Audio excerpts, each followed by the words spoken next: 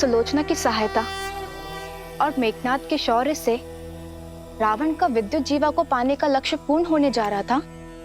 संतोष संसार की सबसे बड़ी संपदा है, और जिसके पास संतोष नहीं, उसके पास चाहे कुछ भी क्यों ना, उसका कोई भी लक्ष्य पूर्ण नहीं होता।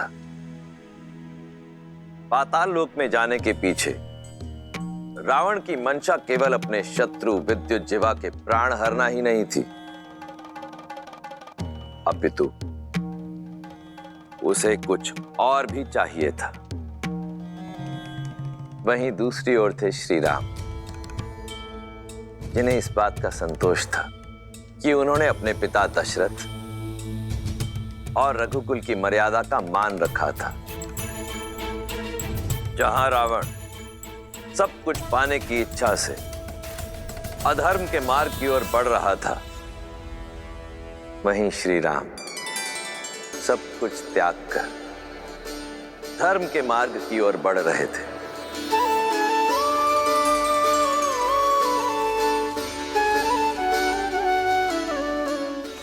केवट, ये है हमरे दशरथ नंदन श्री राम, और ये है सीता माता।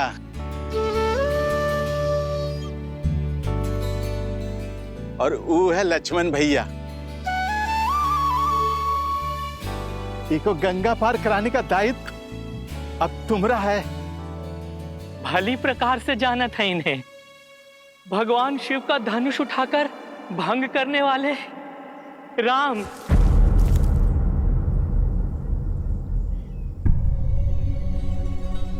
ये क्या अनर्थ कर रहे हैं आप केवट भैया? अपने जीवन में अर्थ भर रहे हैं प्रभु। आपने अपने पिता के वचन का मान रखने के लिए वनवास ले लिया। ऐसे पुत्र का चरण स्पर्श करना तो पुण्य का काम है प्रभु। नहीं केवट भैया, मैं आपको चरण स्पर्श की अनुमति नहीं दे सकता। काहे प्रभु? आपके चरण स्पर्श काहे नहीं कर सकत हैं? हम छोटे कुल के हैं, इसलिए।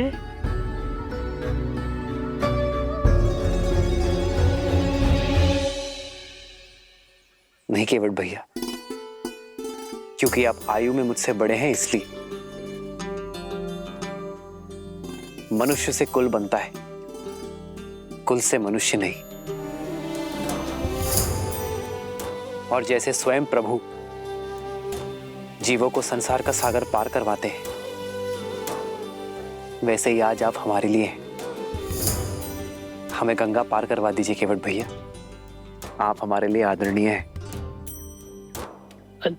लेकिन फिर भी आपका चरण पखारे बिना हम आपको अपनी नैया में नहीं बैठाएंगे। केवट भैया, भैया कह रहे हैं ना कि वो आपसे चरण स्पर्श नहीं करवा सकते, फिर आप। नहीं भैया नहीं, हम प्रभु के बिना पग पखारे अपनी नैया में नहीं बैठाएंगे बस। ये हट का कोनो कारण तो होगा केवट? अरे बहुत ही बड़ा कारण है निषाद राज। इनके चरणों की धूल में माया है, माया। पाथर की मूरत को पांव की धूल लगी तो वो स्त्री बन बैठी। अरे कहीं हमारी नैया भी स्त्री बन बैठी तो? केवट भैया, मैं भी आप ही की तरह एक साधारण मनुष्य हूं। हमें ये गंगा पार करवा दीजिए। मैं वचन देता हूं आपकी नाव को कुछ नहीं होगा। तो हम भी कह रहे हैं ना, हमें अपने पांव धो लेने दो। दोहरी मार मारे जाएंगे प्रभु। एक ही नैया है हमारी, कहीं वो स्त्री बन गई तो पेट पालने का साधन तो जाएगा ही। घर पे हमारी पत्नी जीवित नहीं छोड़ेगी, कहेगी एक के रहते दूसरी ब्याह लाए। नहीं प्रभु नहीं, हम ये संकट मोल नहीं ले सकत हैं, नहीं। तो आप नहीं मानेंगे? जीवन भर लोगों को ई पार से ऊ पार तारते रहे, आज अपना जीवन तारने का अवसर मिला है तो कैसे खो दें प्रभु? ठीक है केवट भैया, मैं अपनी हार स्वीकार करता हूं। आइए प्रभु, आइए।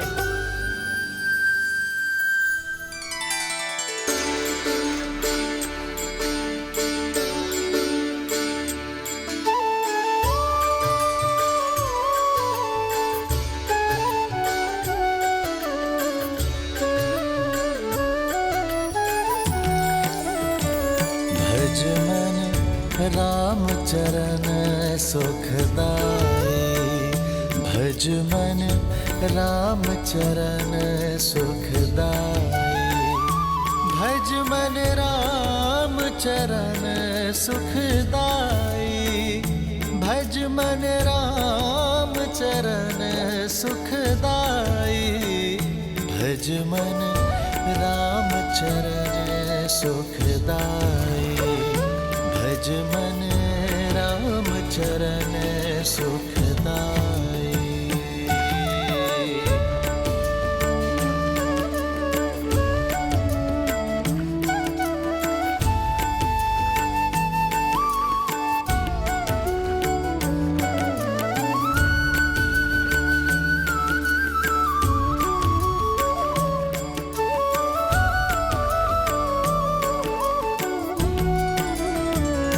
भजु मन राम चरण सुखदाई, भजु मन राम चरण सुखदाई।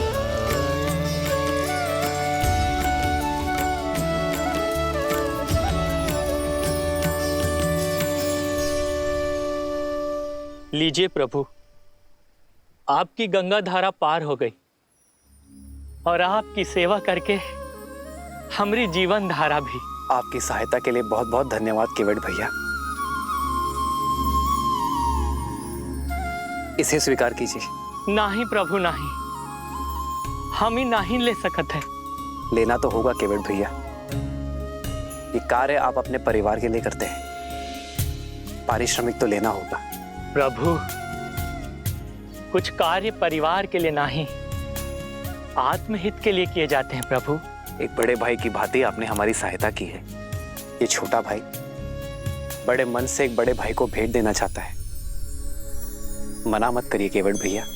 कुछ देना ही चाहते हैं तो पुनः दर्शन देने का आश्वासन देके जाइए।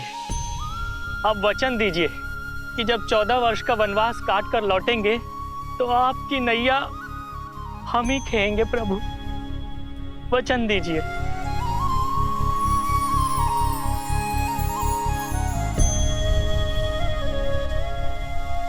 महादेव ने चाहा तो यही होगा।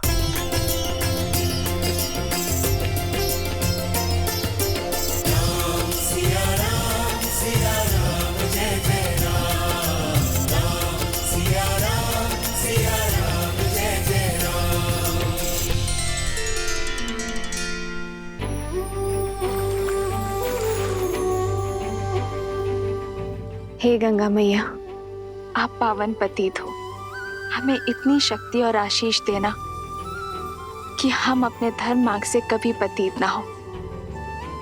हमारा मार्ग और हमारा लक्ष्य सदा पावन रहे।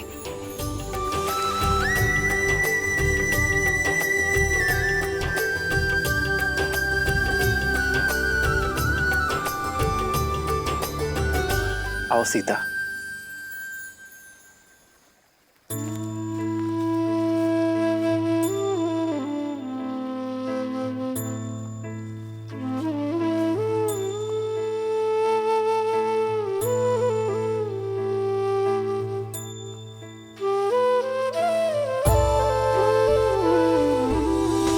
वन उपवन का भ्रमण कराते, गंगा का जल पान कराते, नियति कैसी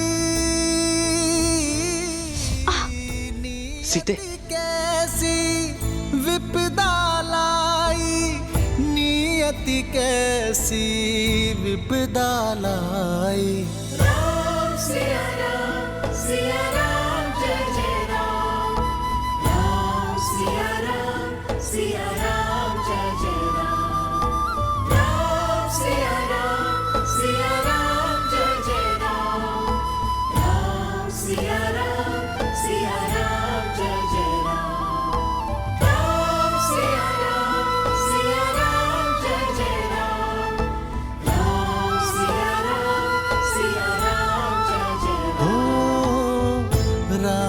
सियावन पग पग फिरते, लक्ष्मण हर क्षण सेवा करते, कष्टन सहते, कष्टन सहते श्री रघुराई, कष्टन सहते श्री रघुराई।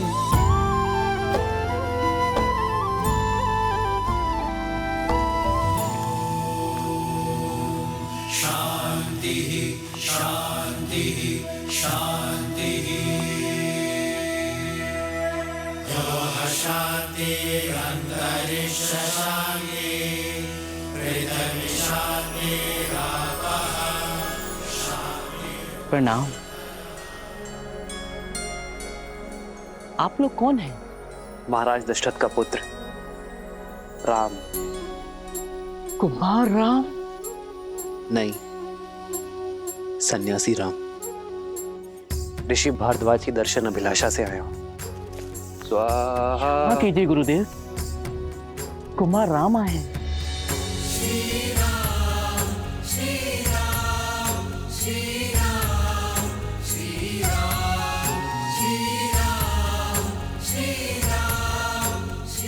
प्रणाम ऋषिवर।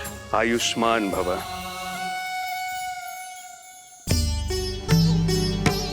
आपकी ही प्रतीक्षा थी दशरथ नंदन।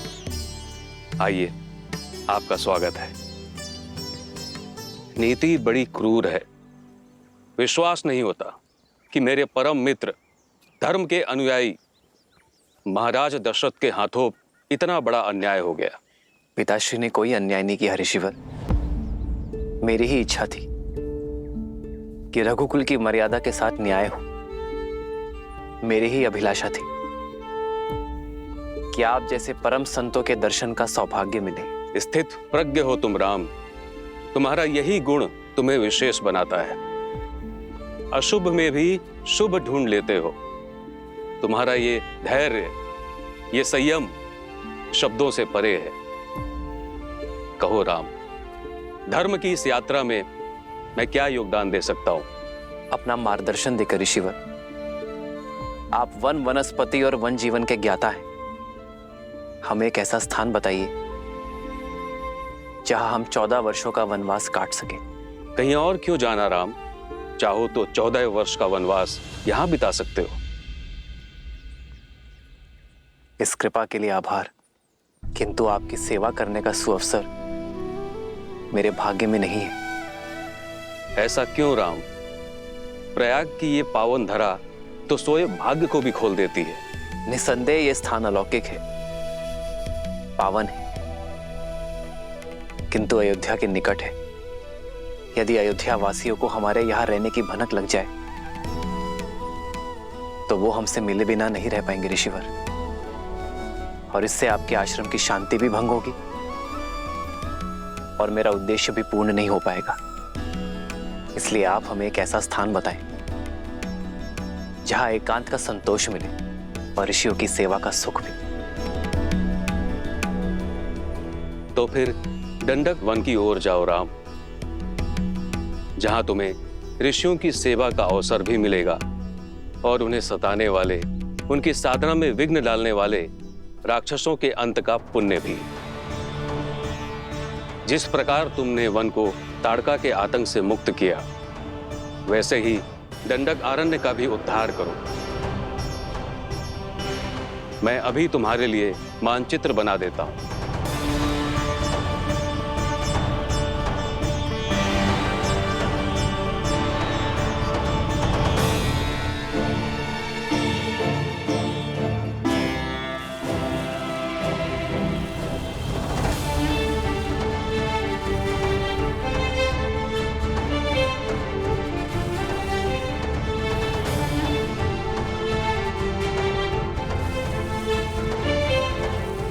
ये है प्रयाग, जहां पर हम अभी हैं। यहां से यमुना पार कर धारा के साथ दक्षिण पश्चिम की दिशा की ओर बढ़ोगे, जब तक नागरोधा वृक्ष तक पहुंच ना जाओ। वृक्ष की परिक्रमा करने के बाद तुम बाईं ओर जाना। फिर 2 पहर चलने के बाद तुम्हें ये नीला सरोवर दिखाई देगा।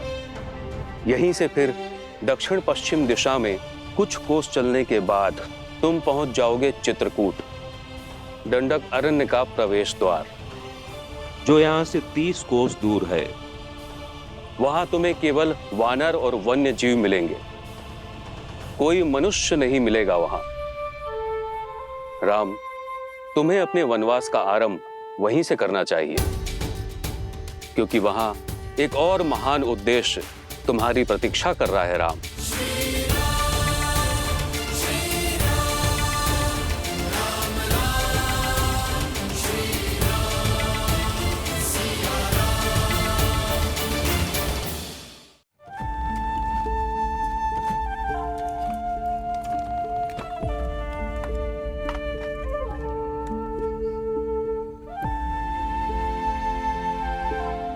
नौका तैयार है श्री राम।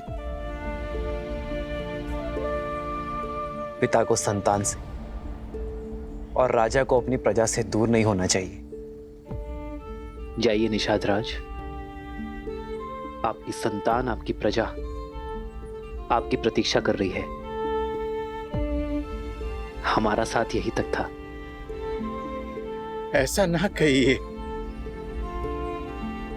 ये वन जितना सुंदर दिखत है उतना ही जटिल और घातक है। हम यहाँ पले बड़े हैं, हमको आपका मार्गदर्शन करने की अनुमति दीजिए। हमसे यही सुख ना ही छीनिए श्री राम।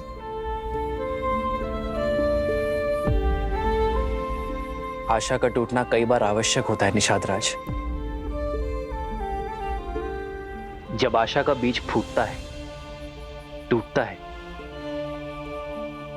तो समय की माटी से भविष्य का वटवृक्ष खड़ा होता है। और फिर आपके लौटने में मेरा एक कार्य है जिसका आपको निमित्त बनना है। मेरा अनुज भरत शीघ्र ही अयोध्या का राजा बनेगा, और जब तक वो अपना साम्राज्य स्थिर ना कर दे अयोध्या की सीमाओं को, मेरे मित्र निषाद राज की निगरानी की आवश्यकता होगी।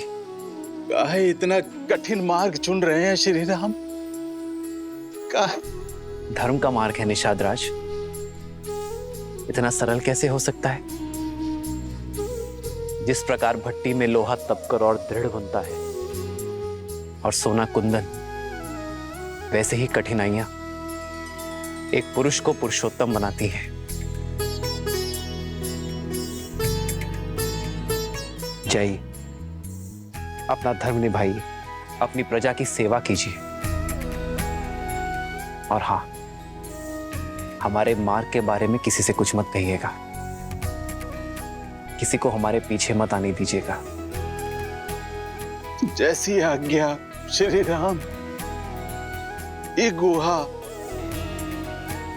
ना कोनो को आपके समीप आने देगा और ना आपकी अयोध्या के अपने प्राण देकर भी अपना वचन निभाएगा।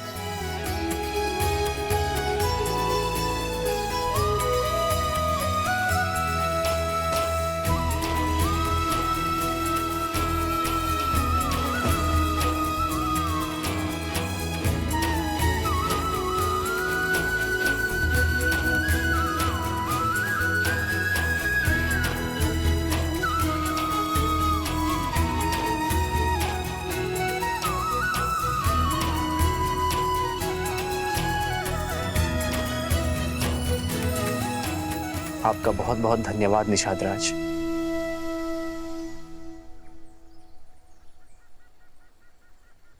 आओ सीता।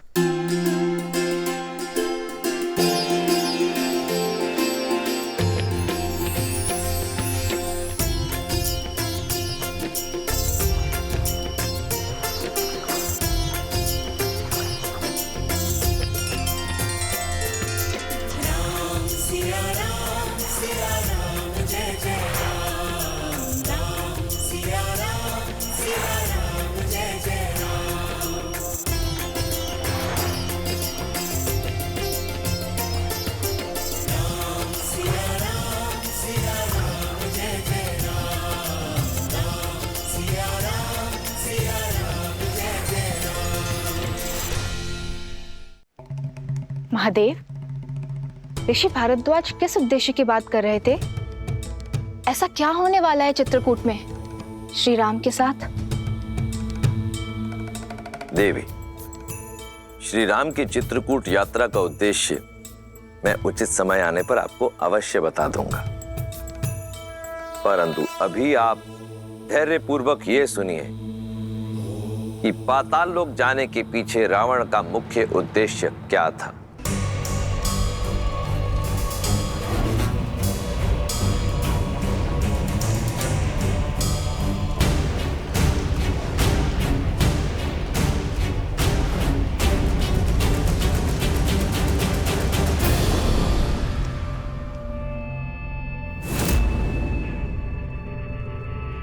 हम दक्षिण की तरफ से आक्रमण करेंगे। एकदम चुप कर।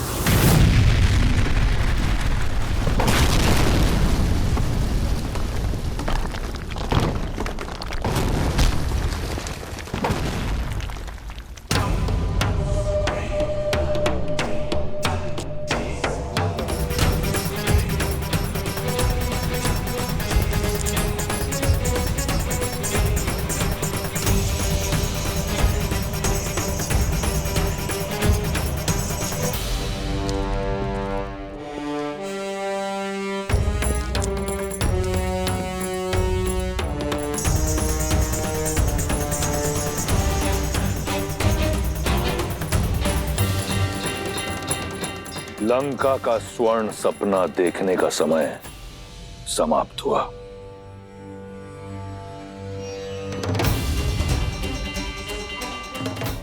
मार डालो इन सबको।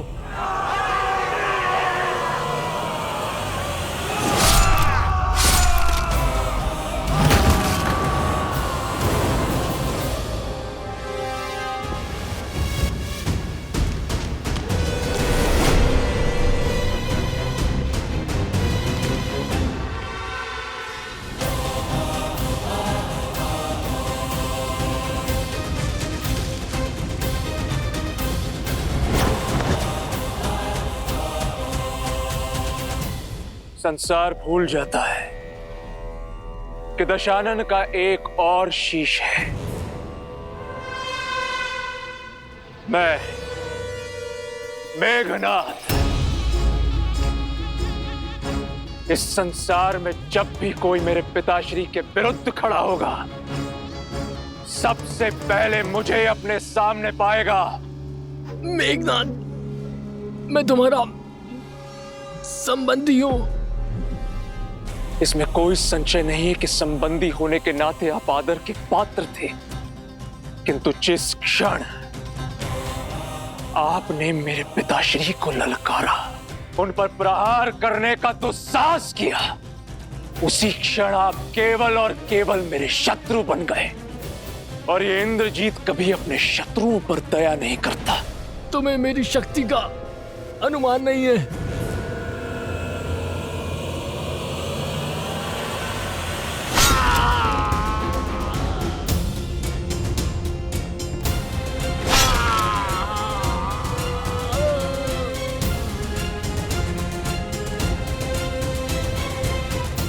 शक्ति का अनुमान भी है, और तुम्हें किस तरह अपने पिताश्री के चरणों में लाना है उसका ज्ञान भी है।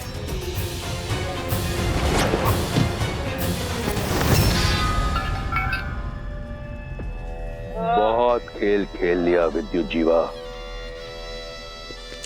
अब इस खेल को समाप्त करने का समय आ गया है।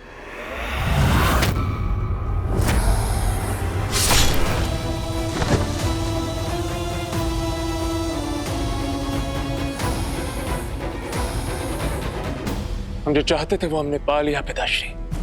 आपके शत्रु का शीश आपके चरणों में है। अब लंका चले। लंका लौटने की इतनी शीघ्रता क्यों मेघनाथ? अपने विजय का उत्सव तो मना ले। जिस लंका की आन के लिए यह प्रयास किया, उसके लिए नागलोक से कुछ उपहार तो एकत्रित कर लें। सैनिकों, नागलोक पर छा जाओ, कोना कोना छानो, नागमणि, आभूषण, जो भी मूल्यवान वस्तु मिले छीन लो, लूट लो।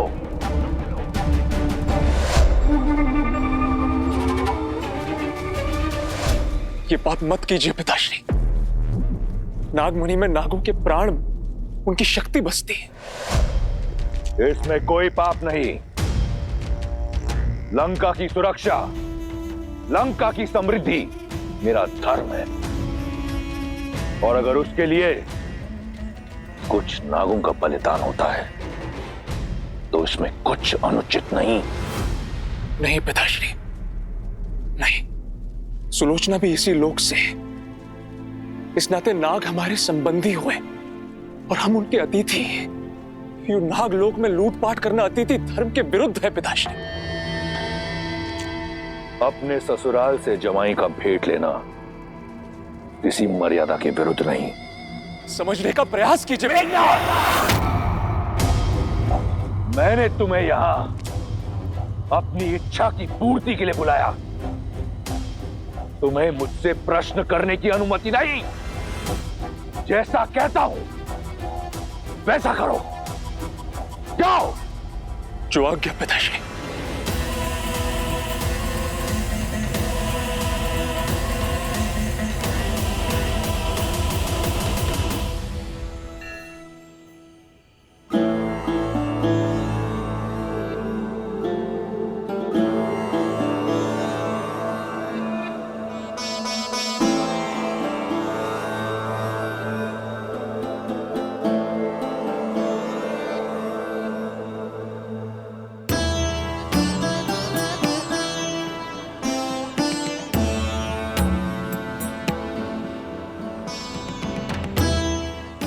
सुमंत, सुमंत राम आ गया। सुमंत, मेरे राम लक्ष्मण सीता को लेकर। सुमंत अब तक नहीं लौटे महाराज।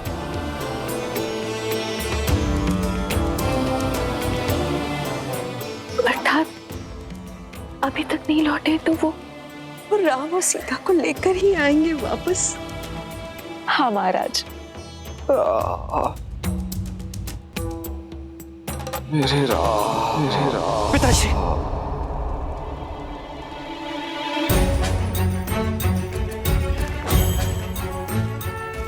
क्या हुआ भैया? सब ठीक तो है? कुछ नहीं लक्ष्मण।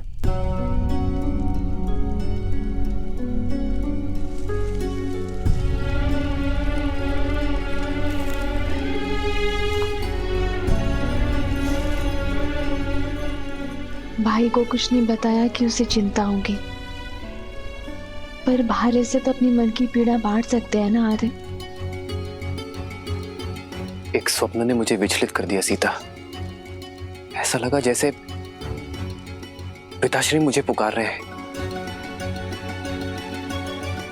जानती हो सीता, आज तक किसी भी प्रकार के भय को मैंने अपने समीप नहीं आने दिया, किंतु न जाने क्यों पिताश्री को स्मरण करके वही भय मेरे हृदय को जकड़ रहा है। ऐसा अनुभव होता है जैसे अयोध्या पर संकट के घने बादल मंडरा रहे हैं। आप एक सत्य को निभाने आए हैं आर्य। स्वप्न से विचलित हो गए तो अपना उद्देश्य कैसे पूरा करेंगे? अयोध्या में सब शुभ होगा। आप विश्राम कीजिए, क्योंकि यदि पुत्र विचलित होता है तो माता पिता अवश्य दुखी हो जाते हैं आर्य।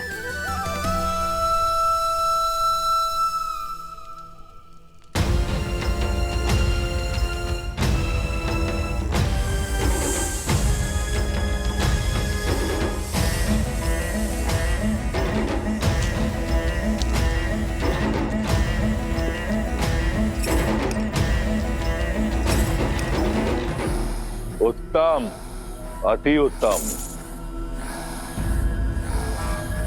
इसे लंका ले जाने की तैयारी करो। जो आज्ञा पिताश्री।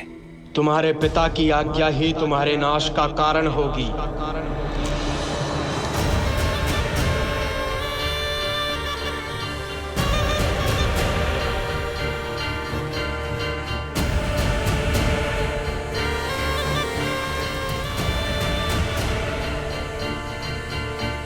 जिसमें पाप और अधर्म के विरुद्ध लड़ने का साहस नहीं होता, वो भी उस पाप का भागीदार होता है।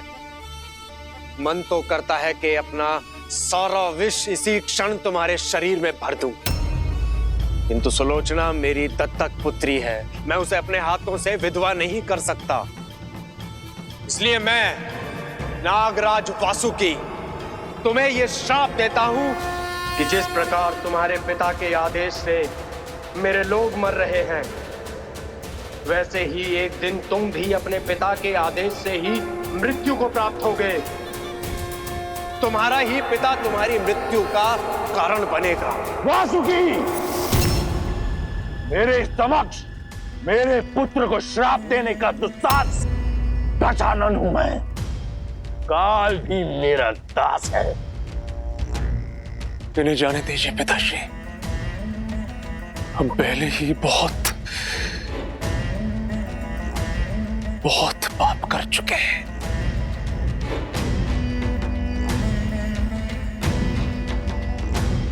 ये मेरी आपसे विनती है पिताश्री।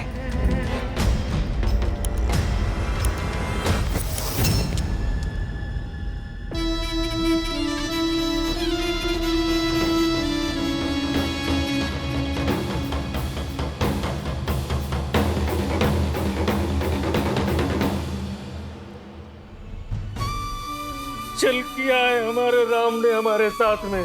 चल तो हमारी नेत्रों ने किया है हमारे साथ। 2 घड़ी निद्रा क्या लगी, हमारे राजा राम हमसे बिछड़ गए। हमारे जीवन को सुगम बनाने के लिए हमारे प्रभु श्री राम उस दुर्गम मार्ग में स्वयं ही चल पड़े हैं।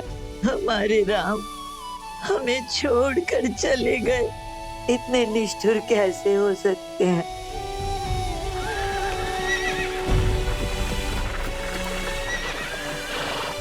ये तो अमात्य सुमंत आते हुए प्रतीत हो रहे हैं।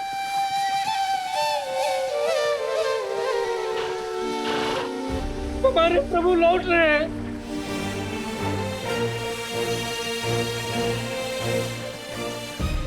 रथ तो रिक्त,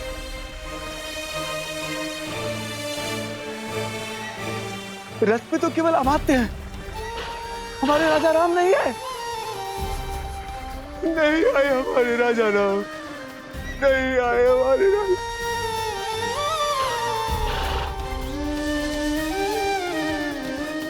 आओ आओ कैकई, आओ।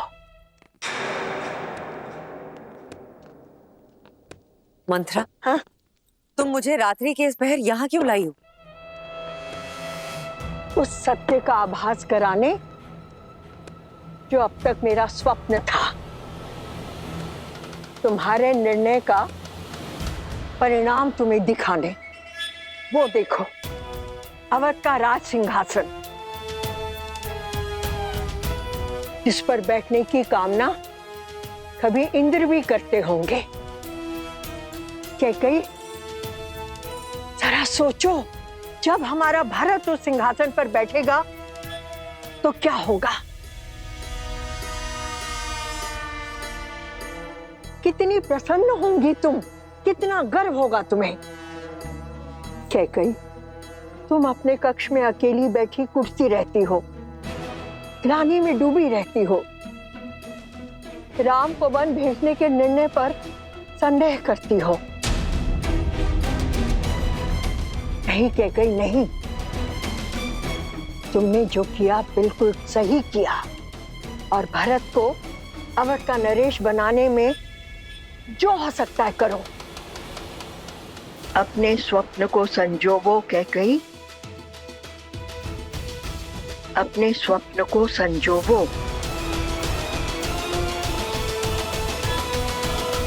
अमात्य सुमंत्र आ गए। क्या कुमार राम भी साथ आए हैं?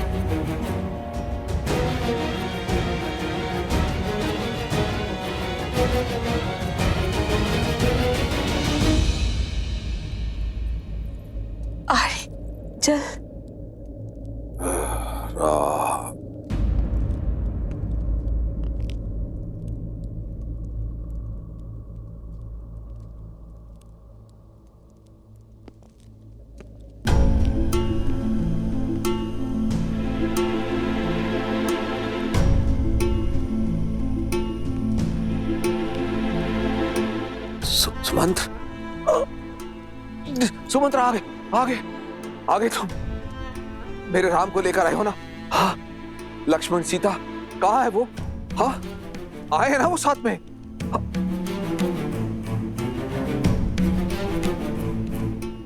इस शुभ अवसर पर आप लोगों की आंखों में अश्रु? सुमंत्र अवश्य ही मेरे राम को लेकर आया है। उसने आज तक मेरे आदेश की अवहेलना नहीं की है।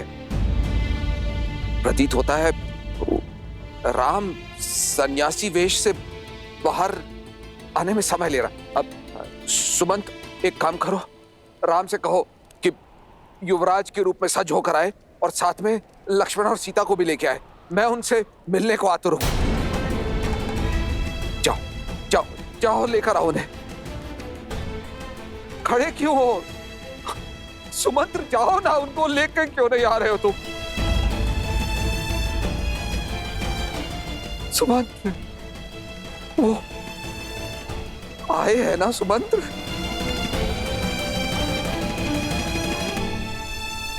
मेरे बच्चे आए हैं ना? सुमंत्र, चुप क्यों हो?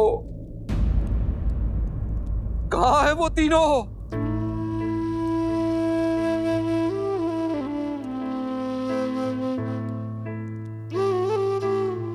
क्षमा महाराज, पहली बार आपका सुमंत असफल लौटा।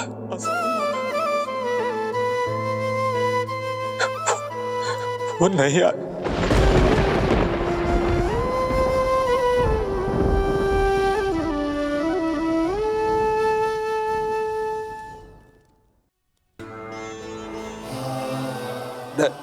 नहीं आए? नहीं आए का क्या तात्पर्य है सुमंत्र? क्यों नहीं आए? क्यों लौटे हो सुमंत्र? किस अधिकार से लौटे हो? मेरी एक इच्छा पूरी नहीं कर पाए। मेरी कुलवधू, मेरी पुत्री सीता को भी नहीं ला सके। मैंने हर संभव प्रयास किया महाराज, किंतु वो नहीं माने। यही बात है, देख लेना, मेरा राम मेरी बात मानेगा। मुझे ले चलो, मैं जाऊंगा, मैं लेकर आऊंगा अपने राम को। मुझे ले चलो, मैं मनाऊंगा अपने राम को, मैं लेकर आऊंगा वापस उसे। भूल मेरी ही है कि मैंने सुमंत्र को राम को लाने के लिए भेजा। अब मैं स्वयं जाऊंगा और राम को लेकर ही लौटूंगा।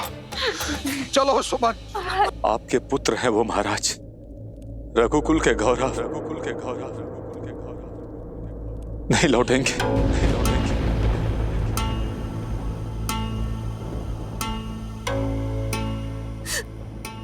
नहीं लौटेंगे। उनके गंगा पार करने के पश्चात मैं वहीं तट पर उनके लौटने की प्रतीक्षा कर रहा था।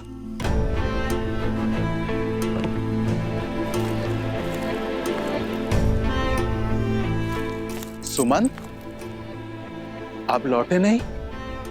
किस मुख से लौटता निषाद राज? अपने महाराज को निराश किया है मैंने। उनके राम को उन्हें नहीं सौंप पाया। उनकी अंतिम आशा था मैं। लौटना तो मैं भी नहीं चाहता था, किंतु श्री राम ने समझाया कि हमें अपना कर्म पथ, अपनी यात्रा स्वयं पूरी करनी होती है। आप लौटिए और महाराज दशरथ से वही कहिए जो श्री राम ने मुझसे कहा। हाँ, क्या कहा मेरे राम ने? बोलो ना, क्या कहा राम ने? उन्होंने कहा कि कई बार आशा टूटनी आवश्यक होती है निषाद राज। एक बड़ी आशा के लिए और बीज का फूटना होता है।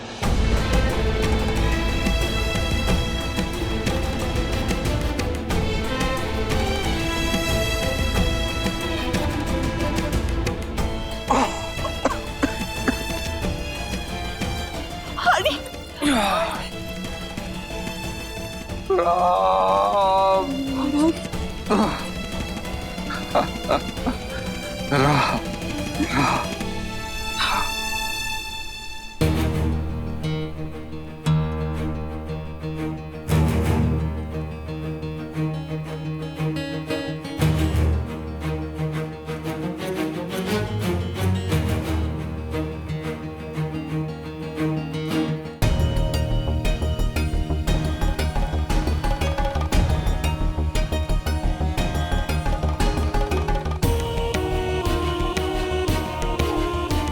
कौशल्या,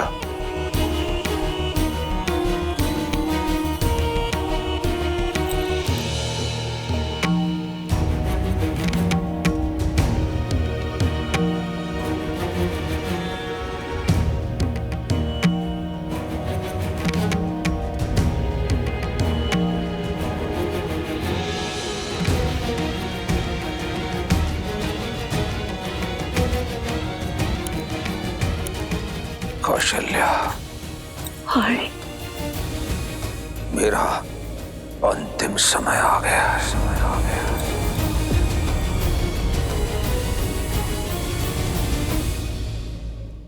मनुष्य को अपने अंत समय में अपने कर्मों का लेखा जोखा दिखाई देने लगता है। जिस श्राप का भय आज तक मुझे खाए जा रहा था, आज उस श्राप की गंभीरता को अनुभव कर रहा। श्रवण के बूढ़े पिता को श्राप देते समय कैसी पीड़ा का अनुभव हुआ होगा, ये अब समझ में आ रहा।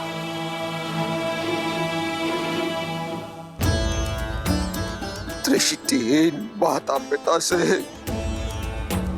उनके पुत्र को छीना है मैंने, और आज न मेरे पास दृष्टि है और ना ही मेरे पुत्र।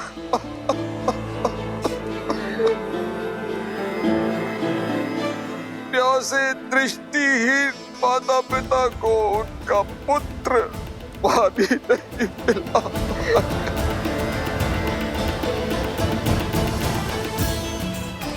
मेरे चार पुत्र हैं, किंतु कोई भी मेरे समीप नहीं है जो मुझे गंगा जल पिला पाए।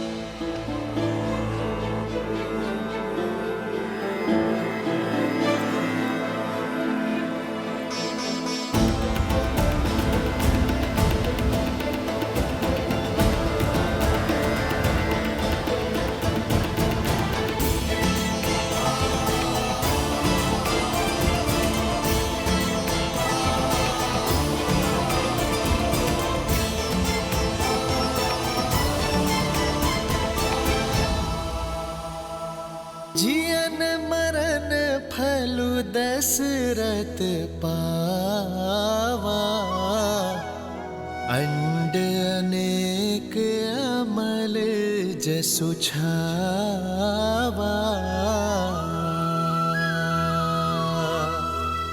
जियत राम विधु बदनु निहारा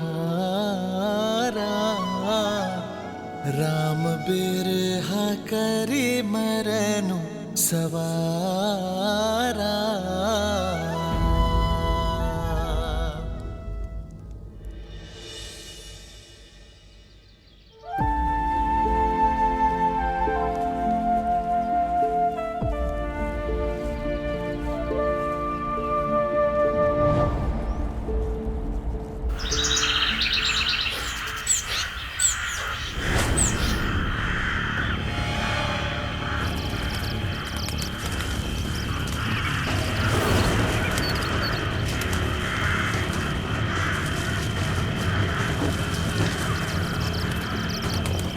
सावधान हो जाइए भैया, पंछियों का ये विचलित स्वर संकेत है कि अवश्य कोई अनिष्ट निकट है हमारे।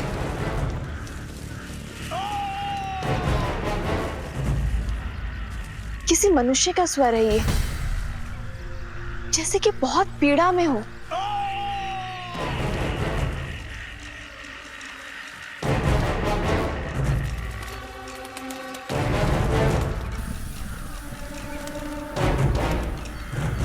लक्ष्मण,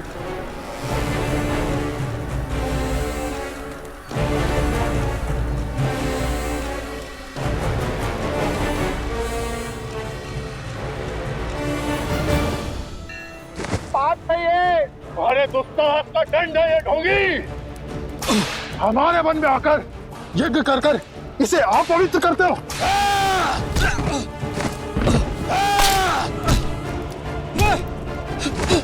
अब इस यज्ञ की अग्नि में जीवित जलोगे तुम।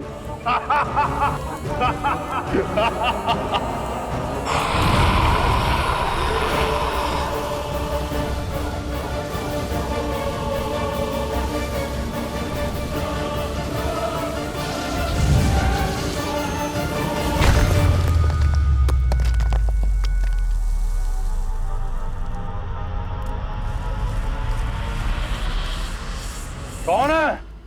सामने आ।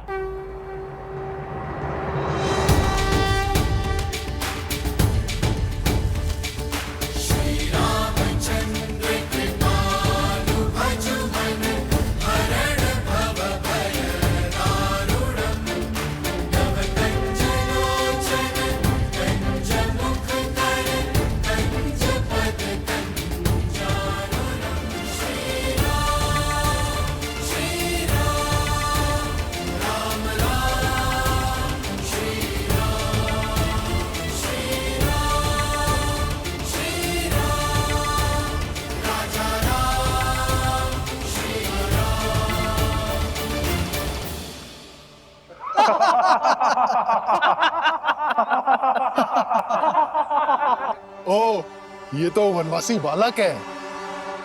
देखो, साथ में एक कोमल बालक और तरुणी भी है।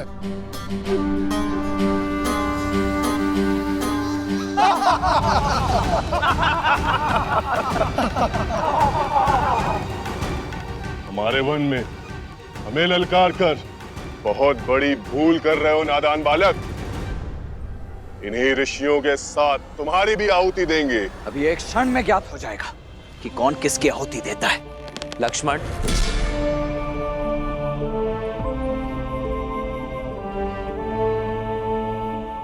ये प्रहार केवल सावधान करने के लिए है। हिंसा या रक्तपात से कोई लाभ नहीं। मेरा सुझाव है इन संतों को मुक्त कर दो और जाओ यहां से। गंध, सुझाव में चेतावनी की गंध।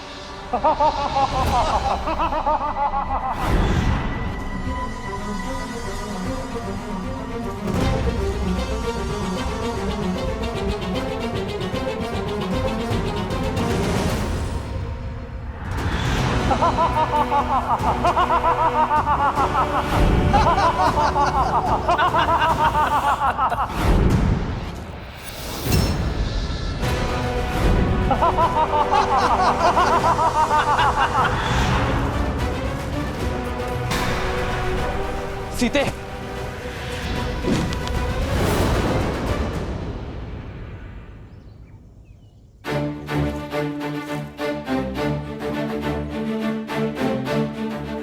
लक्ष्मण। भैया, भाभी। जाओ सीता। आइए भाभी।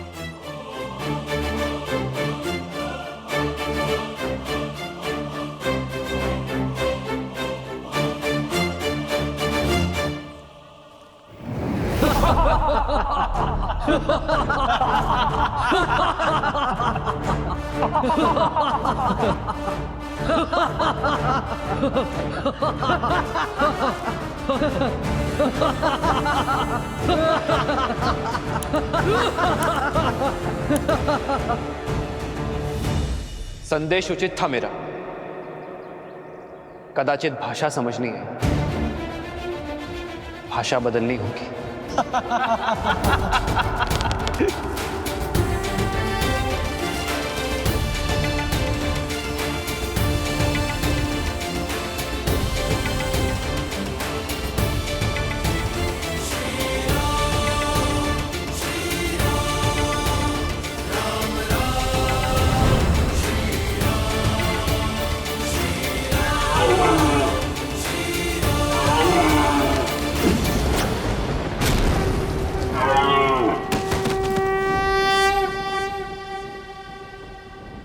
भैया,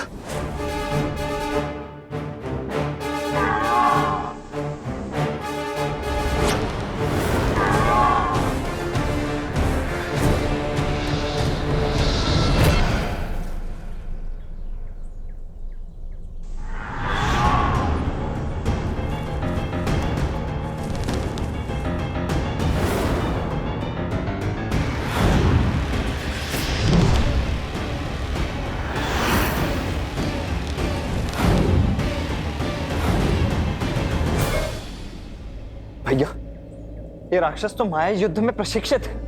यदि हम इन्हें देख ही नहीं पाएंगे तो इन पर बाण चलाएंगे कैसे? इन्हें देखकर बाण चलाना ही हमारी भूल है लक्ष्मण। केवल नेत्रों से नहीं, सभी इंद्रियों की सहायता लेनी होगी हमें। समझ गया भैया। शब्द भेदी बाण।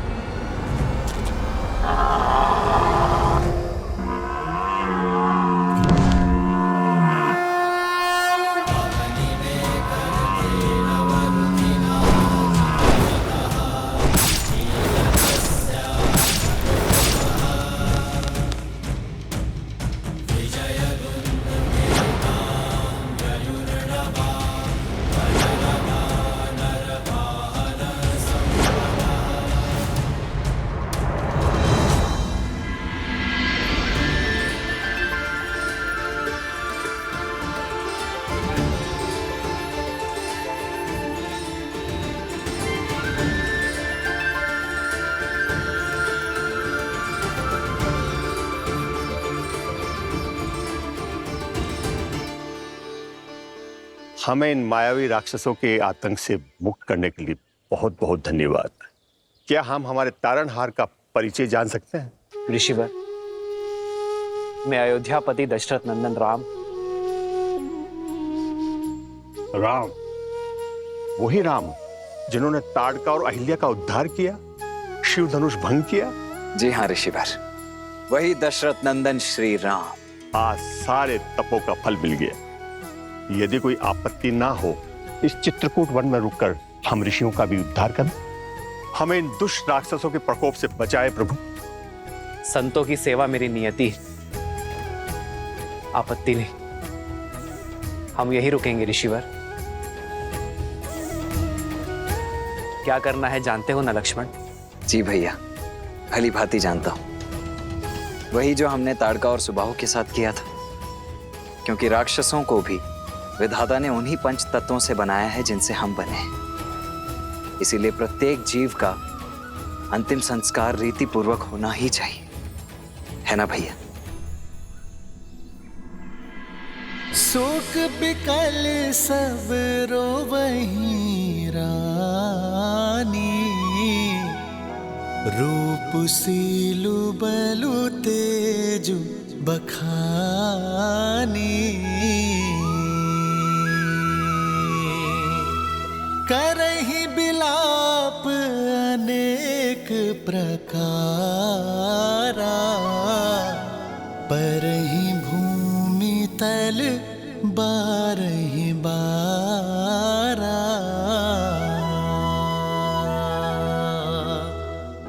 बिल पहि बिकल दासरुदासी,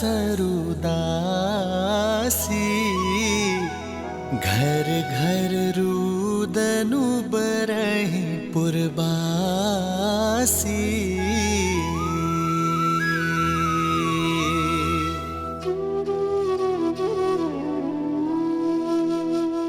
आज अयोध्या में अंधेरा है और रघुवंश का ये सूर्य और तेजस्वी हुआ है। मुझे गर्व है कि जीते जी और जाते समय भी मेरे शिष्य ने रघुवंश की परंपरा का मान रखा। आप आए थे तो नेमी थे, पर गए दशरथ बनकर। आपकी पहचान ये संसार युगों युगों तक स्मरण रखेगा। आजीवन आदर से आप मेरे चरण छूते थे नेमी, और आज मैं आपके समक्ष नतमस्तक होता हूं।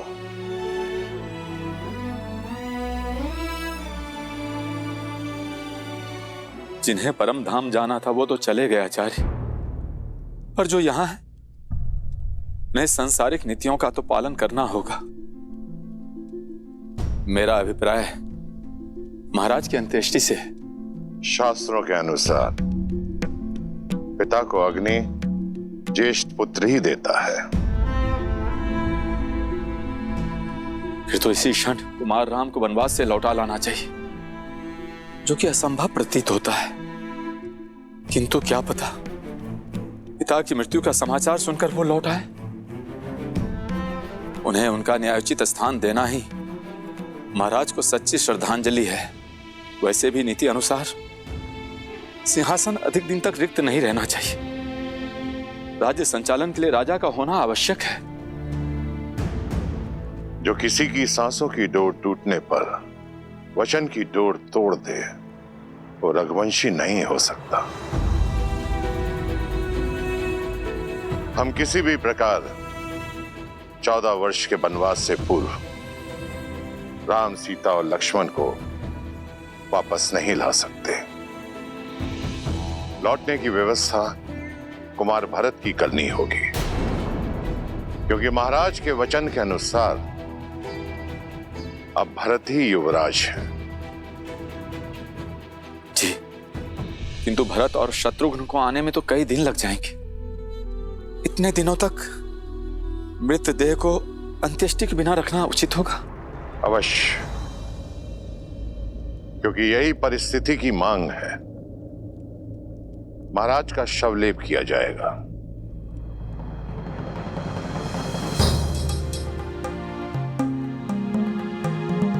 सैनिक, अयोध्या के सबसे तीव्र अश्व लेकर कैकई पहुंचो और भरत और शत्रुघ्न को यह संदेशा दो कि मैंने एक विशेष उद्देश्य के लिए उन्हें तुरंत अयोध्या बुलाया है। महाराज अश्वपति और कुंवर युद्ध जीत के लिए अयोध्या से उपहार लेकर जाइएगा। अपनी भावनाओं को संतुलित रखना। महाराज के स्वर्गवास और राम के वनगमन की भनक भी उन्हें नहीं लगनी चाहिए। ये उन्हें यहां तक आने नहीं देगी।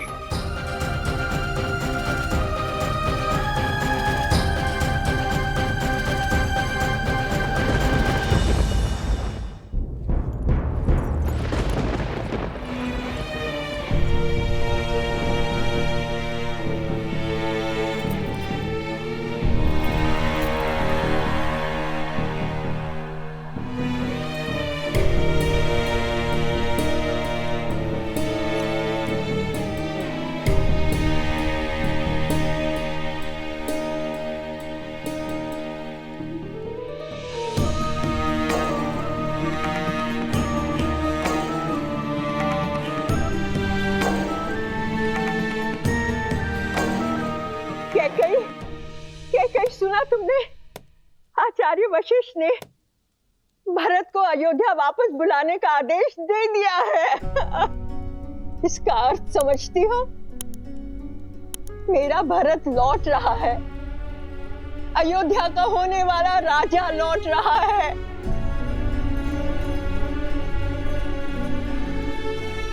किंतु ये सुनकर चिंता क्यों? चिंता उन प्रश्नों की है जो भरत के साथ आएंगे। कैसे मिलूंगी मैं उससे? क्या कहूंगी मैं उससे? कैसे समझाऊंगी मैं अपने भरत को?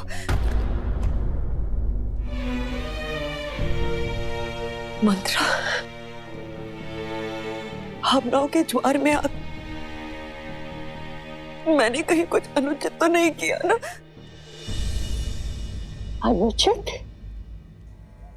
नहीं मेरी पुत्री कैकई, तुमने जो कुछ किया अपने भरत के लिए किया, उसके अधिकारों के लिए किया। किंतु अचानक ये क्या हो गया? क्या तुम अपने पुत्र को अयोध्या का नरेश बनते नहीं देखना चाहती? प्रश्नों की चिंता करोगी तो भरत का भविष्य खो दोगी कैकई। क्या तुम नहीं चाहती कि भरत अयोध्या के राज सिंहासन पर बैठे? उत्तर दो कैकई, चाहती हो कि नहीं? उत्तर दो। चाहती हूँ, मैं भी यही चाहती हूँ। हर माता की तरह मैं भी अपने पुत्र के लिए सर्वश्रेष्ठ चाहती हूँ। तो फिर ये विलाप कैसा, असमंजस कैसा? तुमने बिल्कुल ठीक किया मेरी पुत्री, बिल्कुल ठीक किया। सुना नहीं तुमने महाराज ने अपने अंतिम समय में क्या कहा था कि उनकी मृत्यु किसी श्रवण के पिता के श्राप से हुई है। तुम उसका कारण नहीं हो कैकई। किंतु अभी बहुत बड़ी परीक्षा शेष है। भरत के लौटने पर अपनी भावनाओं में मत बहना कैकई, संयम रखना। तुम्हारा मार्गदर्शन न केवल भरत का बल्कि पूरी अयोध्या का मार्ग प्रशस्त करेगा। किंतु महाराज का दाह संस्कार? पुत्र के बिना कैसा दाह संस्कार? महाराज के शरीर को तेल और औषधियों से लेपा जा रहा है। इसका अर्थ समझती हो कि भरत ही आकर उनका दाह संस्कार करेगा। समझ रही हो ना कैकई? कहीं ना कहीं पूरी अयोध्या ने यह स्वीकार लिया है कि उनका प्रारब्ध अब भरत के हाथ में है। नाव भरी नृप तनु राखा, दूत बोलाई बहुरी अस भाषा।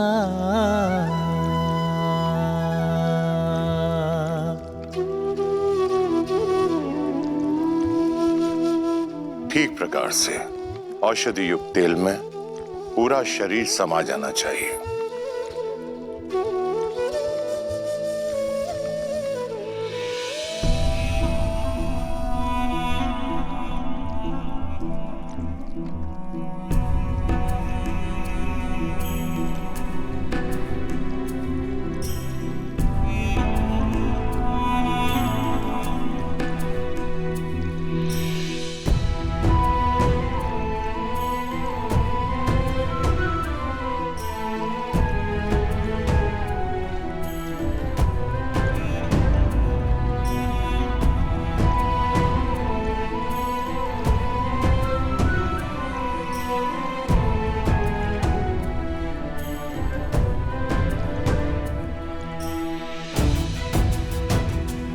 आपके दोनों वचन तो पूरे हो गए हैं ना?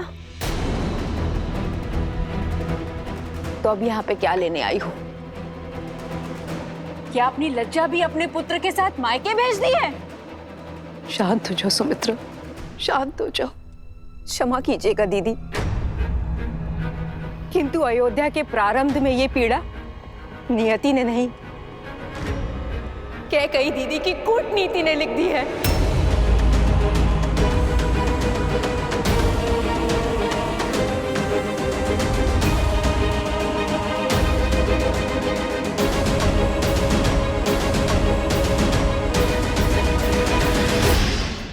धार्मिक वीडियो सबसे पहले देखने के लिए हमारे चैनल को सब्सक्राइब करें और बेल आइकन दबाएं।